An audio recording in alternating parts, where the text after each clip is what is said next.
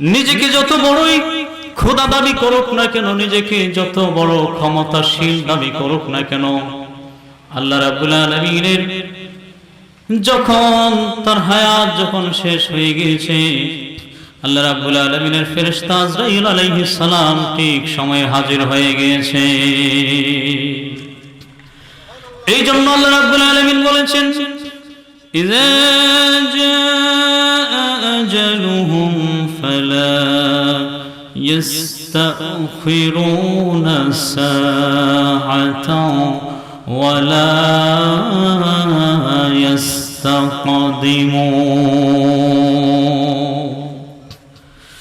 যখন তোমাদের মৃত্যুর সময় চলে আসবে, হায়াত যখন ফুরিয়ে আসবে, তখন এক মুহূর্ত পরিমাণ সময় কাউকে ছাড় দেওয়া হবে না। এক মুহূর্ত সময় পরিমাণ কাউকে ছাড় দেওয়া হবে না। যথা সময়ে আজরাইল আলাইহিস সালাম চলে আসবেন। সুবহানাল্লাহ। প্রিয় হাজিরিন, আল্লাহর নবী হযরত ঈসা আলাইহিস সালাম একদিন একটি রাস্তা দিয়ে চলছিলেন। হঠাৎ করে একটা মৃত মানুষের মাথার খুলি পাওয়া গেল। সামনে হঠাৎ করে একটা মৃত মানুষের মাথার খুলি পাইছে। তিনি ভাবতে লাগলেন, এই মাথার খুলিটা কতদিন যাবত এখানে পড়ে আছে?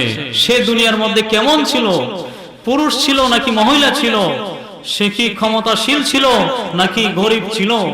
এই বিষয়গুলো তার মনের মধ্যে প্রশ্ন জাগছে। আল্লাহ রাব্বুল আলামিনের কাছে আরজ করছে, আল্লাহ, এই মাথার খুলি এখানে পড়ে আছে, সে জমিনের মধ্যে কেমন লোক ছিল? আল্লাহ রাব্বুল আলামিন বললেন, হে ঈসা আলাইহিস সালাম, আমি তো আপনাকে মুজিজা দিয়েছি।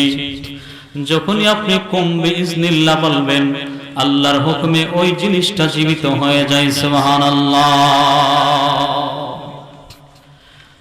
ঈসা আলাইহিস সালাম সেই মাথার খুলিকে বললেন, কুম বিইজনিল্লাহ। আল্লাহু আকবার।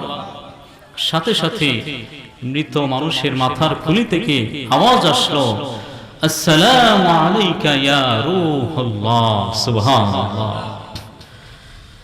ঈসা আলাইহিস সালাম সালামের জবাব দিয়ে বলতেছেন, রে মাথার খুলি, এই জায়গার মধ্যে পড়ে আছো কতদিন হয়েছে? কিভাবে তুমি জমিনের মধ্যে তুমি কেমন লোক ছিলে? বিস্তারিত আমাকে খুলে বলো। সেই মাথার খুলি বলতেছে, ওগো আল্লাহর নবী আলাইহিস সালাম, এই জমিনের মধ্যে আমি কোন সাধারণ ব্যক্তি ছিলাম না। এই জমিনের মধ্যে আমার নাম ছিল জমজমা। তার নাম ছিল বাদশাহ জমজমা। 400 বছর জমিনের মধ্যে আমি ছিলাম। আমার ক্ষমতার কোনো কমতি ছিল না। আমার বিশাল অট্টালিকা ছিল, রাজপ্রাসাদ ছিল।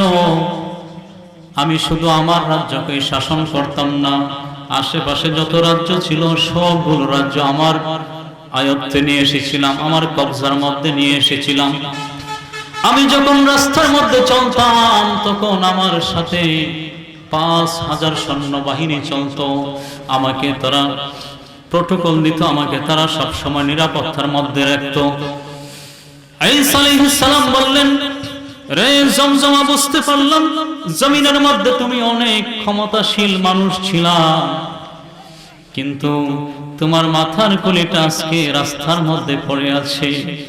তোমার কিভাবে এই ক্ষমতার অধঃপতন হলো তাহা আমাকে খুলে বলো। সুবহানাল্লাহ। জমজমার খুলি বলতেছে, ওগো নবী, আমি একদিন হঠাৎ বিকাল বেলায় অসুস্থ হয়ে গিয়েছিলাম। রাজপ্রাসাদের মধ্যে আমার চিকিৎসার কোনো অভাব ছিল না, চিকিৎসার কোনো কমতি ছিল না। রাজকীয় যত ডাক্তার কবিরাজ আছে সবাই চিকিৎসা করেছিল, কিন্তু রাত যত ঘনিয়ে আসছিল আমার মৃত্যু তত কাছে আসতেছিল। রাত যখন গভীর হয়ে গেল, তখন হঠাৎ করে শুনতে পাইলাম কে যেন আমাকে বলতেছে জমজমার হায়াত শেষ হয়ে গিয়েছে, তার জান কবজ করে না। আজরাইল আলাইহিস সালাম আমার সামনে চলে এসেছে। আসার সাথে সাথে আমি তার বিভীষিকাময় চেহারা দেখে আমি ভয় পেয়ে গেলাম, না জানি আমার এখন কি অবস্থা হয়ে যায়।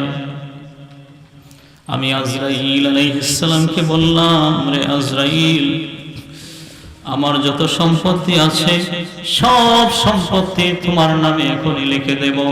এই সব কিছুর বিনিময়ে আমাকে এই জমিনের মধ্যে থাকতে দাও। আমি আজকে থেকে রাজপ্রাসাদ ছেড়ে চলে যাব, সব কিছু তোমাকে দিয়ে দেব, কিন্তু তার বিনিময়ে হলো আমার হায়াতটা দিয়ে দাও। আজরাইল আলাইহিস সালাম সাথে সাথে থাপ্পড় মারলেন। থাপ্পড় দিয়ে বলতেছে, রে জমজমা, তুমি কি শুনতে পারো নাই? আল্লাহর ফেরেশতারা কখনো ঘুষ খায় না। আল্লাহর ফেরেশতারা তাদের কোনো সম্পদের কোনো প্রয়োজন নাই। আমার জান কবজ করা হলো। মানুষের আমাকে কবরের মধ্যে রেখে আসলো। কিছুক্ষণের মধ্যেই দুইজন ফেরেশতা আসলো। তাদের নাম হলো কিরামান কাতিবিন। আল্লাহু আকবার। আল্লাহ রাব্বুল আলামিন বলছেন, কিরামান কাতিবিন ইয়ালামুনা মা তাফআলুন। কিরামান কাতিবিন, এই দুইজন ফেরেশতা মানুষের জীবনের ভালো মন্দ সব কিছু লিপিবদ্ধ করে রাখে। সুবহানাল্লাহ।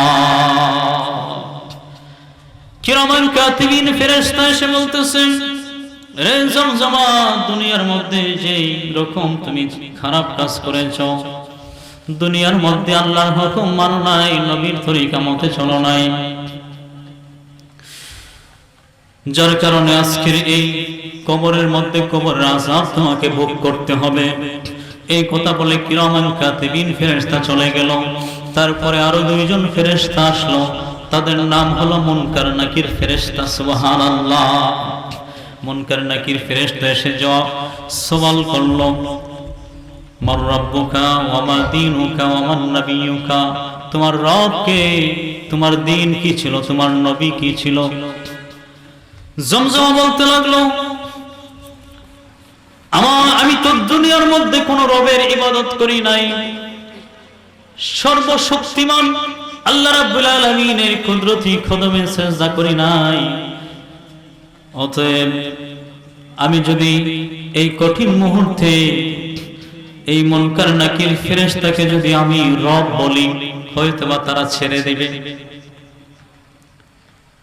যেই মাত্র বলল, রে মুনকার নাকির ফেরেশতা, তোমরা আমার রব, সাথে সাথে মুনকার নাকির ফেরেশতা এমন জোরে আঘাত করলো যে তার লাশটা মাটির সাথে মিশে গেল।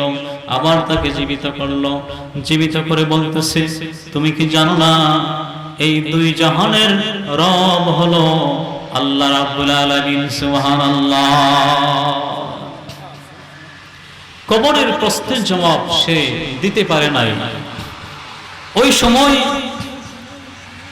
তার যুগে নবী ছিল হযরতে ইলিয়াস আলাইহিস সালাম, কিন্তু সে নবী ইলিয়াস আলাইহিস সালামের কথা মতো সে চলে নাই, যার কারণে মুনকার নাকির ফেরেশতা চলে যাওয়ার পরে তার কবরের মধ্যে আযাব ঘিরে রেখেছে। তো জমজমা ঈসা আলাইহিস সালামকে বলতেছে, ওগো নবী ঈসা আলাইহিস সালাম, আপনি তো আমাকে জীবিত করেছেন, আপনার কাছে আমার অনুরোধ, আপনি আল্লাহ রাব্বুল আলামিনকে একটু অনুরোধ করে বলেন যেন তিনি আমাকে যেন শুধরানোর মতো একটা সুযোগ করে দেন। সুবহানাল্লাহ। আল্লাহ রাব্বুল আলামিন তারকে সুযোগ দিয়েছেন। বিভিন্ন কিতাবে এসেছে সেই জমজমাকে ঈসা আলাইহিস সালাম জীবিত করেছিলেন এবং 80 বছর দুনিয়ার মধ্যে জীবিত ছিলেন। সুবহানাল্লাহ। 80 বছর সে আল্লাহ রাব্বুল আলামিনের ইবাদত বন্দেগী করে দুনিয়া থেকে বিদায় গ্রহণ করেছিলেন।